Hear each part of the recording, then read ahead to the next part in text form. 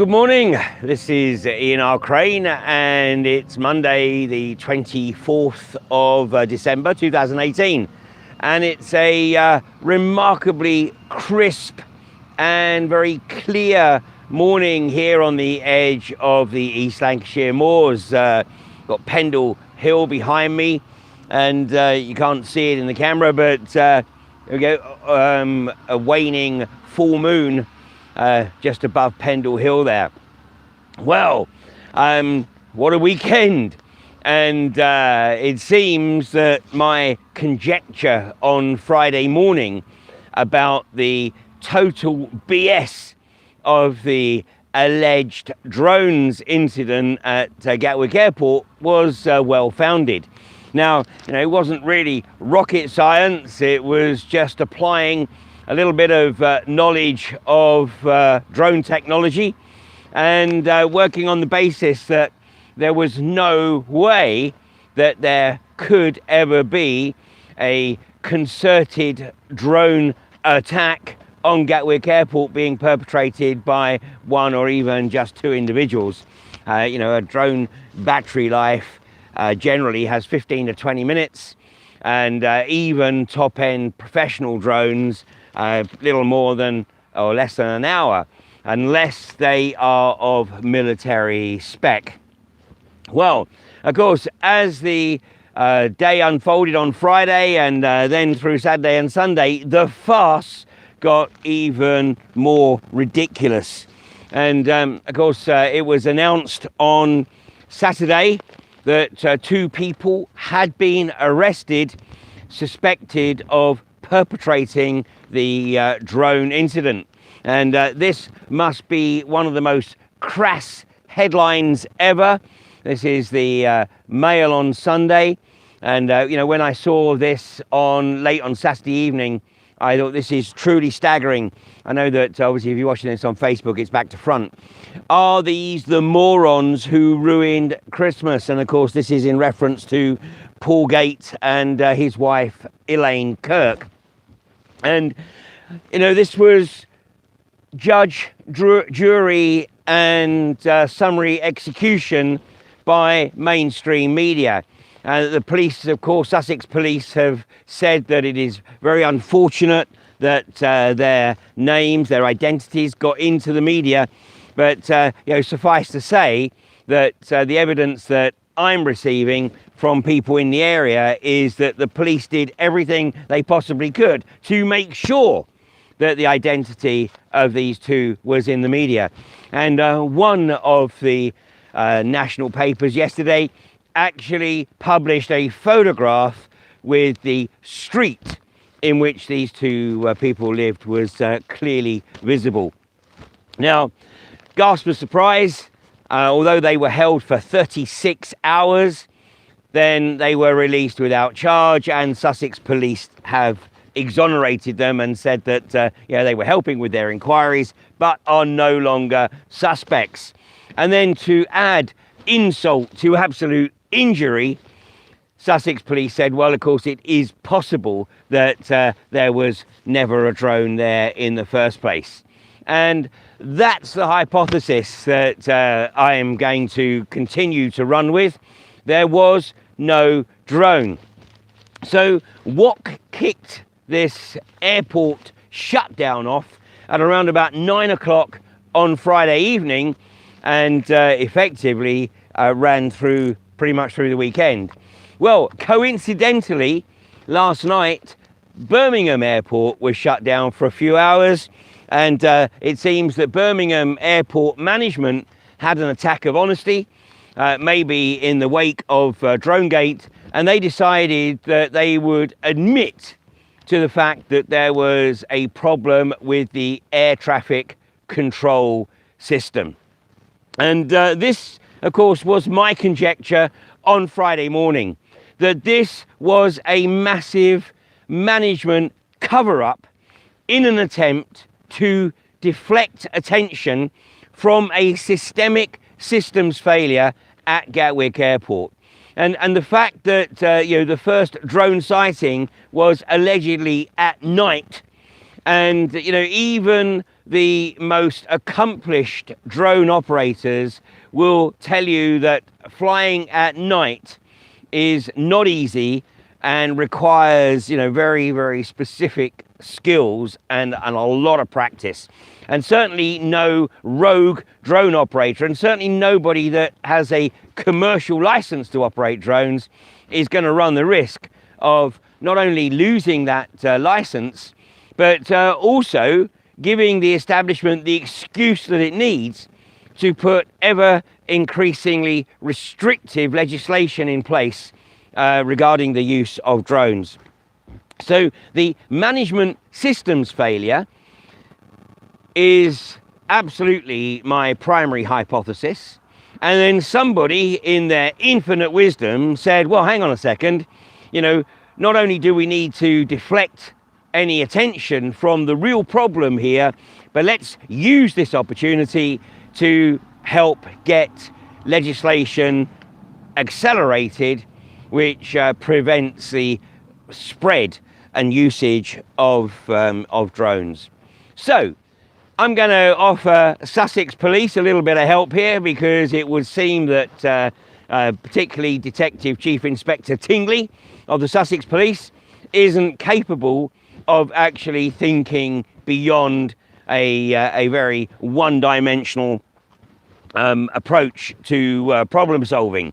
So here's where you should turn your attention, and I will start with Stuart Wingate. Now, there's a name that I doubt anybody ever watching this live stream has heard of, but Stuart Wingate is the Chief Executive Officer of the management team at Gatwick Airport. And whilst it may be that Stuart was not necessarily a party to the decision-making process to use the drone as a deflection, the likelihood is that at some point across the weekend he became aware of it. Who else is in the fray? Well, John Barton, the Chief Information Officer at Gatwick Airport, Nick Dunn, the Chief Financial Officer, and of course he would certainly have had a very much a vested interest in trying to deflect attention, because if it was ultimately proven that it was down to Gatwick Airport management that the airport had to shut down on one of the busiest weekends of the year, then obviously the airlines would be seeking massive compensation from Gatwick Airport. So Nick Dunn, Chief Financial Officer, maybe he had a hand in this. Then we have Leslie Hall, who is Director of the Environment and Health and Safety. And interestingly, she joined Gatwick Airport management team in January of this year. And previously, she was with Centrica. And perhaps she decided to jump from Centrica after considering the likely liability that she had in a similar HSE role with Centrica, as of course they are one of the primary financiers of Quadrilla's debacle at Preston New Road. Then we have Robert Herger, the General Counsel and Company Secretary at Gatwick, and then John Higgins, Business Improvement Director. Well, Mr. Higgins, I think that you're very much on the back foot from this point forward, because you have a PR disaster to overcome. And then Chris Woodruff, who's the Chief Operations Officer. And I believe it was Chris Woodruff who appeared on camera on Friday saying there's a drone over my airport. So somebody at Gatwick, somebody in the Gatwick management team knows precisely what occurred here. And whoever has triggered this hoax basically is responsible for not only massive disruption of the flights, massive disruption of people's Christmas breaks, but also wasting police time, bringing the military in, so wasting the military time, and of course also exposing Chris Grayling for the incompetent that he is as the government's transport manager. manager, well, minister. He might as well be a supervisor. He's not much good for anything else. So, Sussex Police, you know, it's highly embarrassing that you focused on 2 local residents based upon a couple of Facebook posts, one showing a model helicopter and the other one showing Mr. Gate actually writing a review about a kit drone. And on that basis alone, you arrested them, put these people in the public spotlight, and led the crass hacks at the Mail on Sunday to write this absurd headline. Are these the morons who ruined Christmas? No, you're the morons that have potentially ruined their lives. Now, I put out a tweet yesterday and said this time next year, Mr. Gate and Miss Kirk will be millionaires, because it is a prima facie case of wrongful arrest, wrongful imprisonment, and the alarm, the distress, and the harassment that has followed these people since they were identified has been absolutely unimaginable. And fortunately, it seems that Mr. Gates' boss has stood by him, as has his former partner. And of course, his boss said right from the get-go that it couldn't have been him because he was working when these drones were allegedly being spotted. And now, of course, it's admitted by the police that actually they don't have a shred of hard evidence to suggest that there was a drone there in the first place. So, let me just run through those names again. The Gatwick management team, and if you're flying through Gatwick, then maybe let it be known that you hold the management of Gatwick in absolute contempt for their appalling handling of whatever systemic failure they had. Was it on the check-in side? Was it air traffic control? Somebody knows and needs to start blowing the whistle. Of course, Gatwick Airport have tried to deflect from the focus on them by offering a £50,000 reward, leading to the conviction of whomever it was that perpetrated the drone scam. The drone attack. Well, they know fine well, and certainly the chief financial officer knows very, very well that the likelihood of that ever having to be paid out is slim to none, because the reality is much closer to home. But that £50,000 should, of course, be made available to whoever comes forward and blows the whistle on what really occurred at Gatwick. So, Stuart Wingate, Chief Executive Officer of Gatwick Airport; John Barton, the Chief Information Officer; Nick Dunn, the Chief Financial Officer; and of course the Chief Operations Officer, which is Chris Woodruff. So there you go. Those are the people who are more likely the morons who ruined the Christmas for thousands of people. Now, coincidentally, a good friend of mine from Cumbria flagged up for me that on December the 10th, just a couple of weeks ago, the Daily Mirror ran an article on the 10 most likely problems that would occur following Brexit. And one of those was the disruption of air travel and the disruption of family holidays. So watch this space and watch the Remainers and their spinmeisters try and use this now and capitalize this and say, well, that's exactly what you can expect when we have to resort to a no-deal exit from the EU. Oh, hey, they'll try anything, won't they? So there you go. That's the DroneGate situation.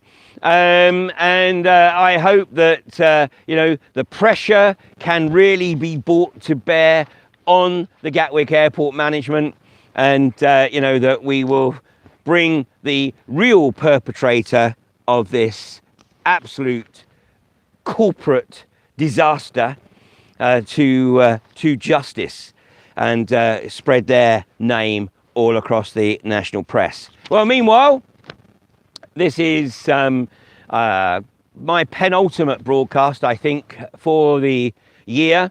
I may do one on Friday, or I may do one on Monday. That's do one as in a live stream, not do one as, whatever, as in the north of England. Well, meanwhile, of course, it is a time for celebration, and everyone that has contributed in any way, shape or form to the anti-fracking campaign this year and in previous years should raise a glass or two to what the collective we have achieved. And of course, this is a perfect example of community activism, where the respective targeted communities in the sacrifice zones got together and resisted this insidious industry in whatever way, shape or form they felt appropriate. No template, no common denominator, but just a continual focus on ways and means to raise awareness and to make sure that this industry never gets established. And a year ago, I pretty much knew that we'd either done enough to get Third Energy run out of Kirkby Misperton, or Greg Clark was going to sign it off, and we were going to have to deal with that particular problem.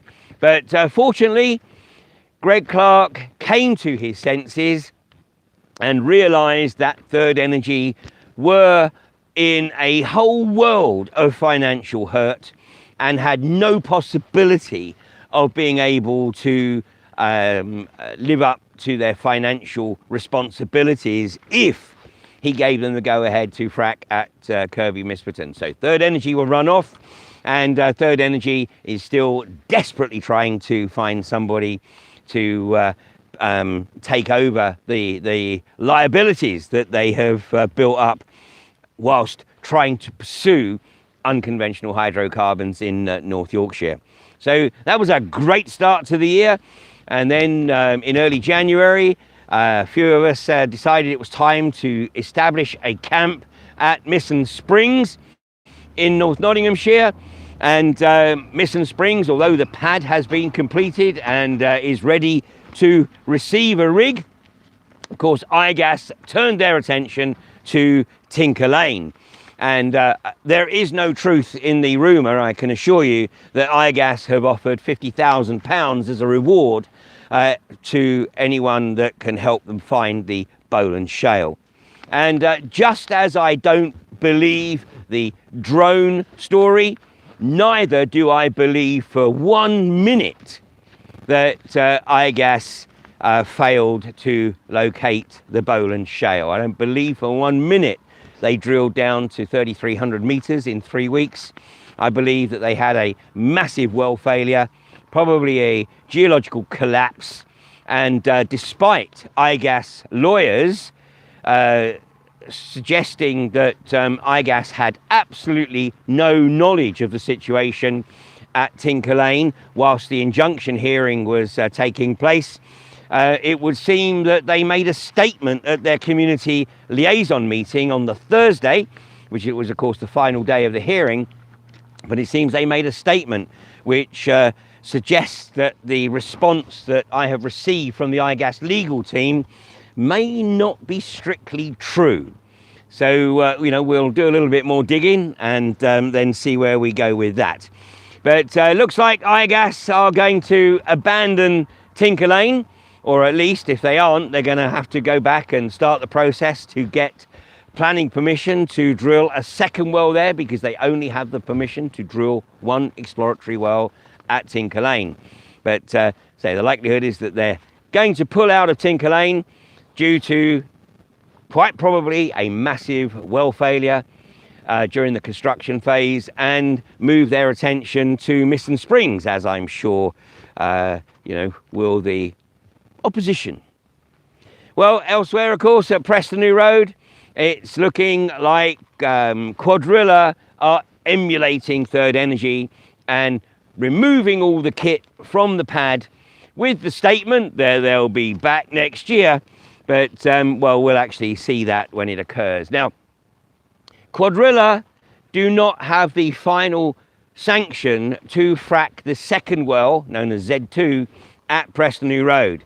And once again, the onus comes down to Greg Clark. This isn't something that you can delegate, Greg. This absolutely rests with you.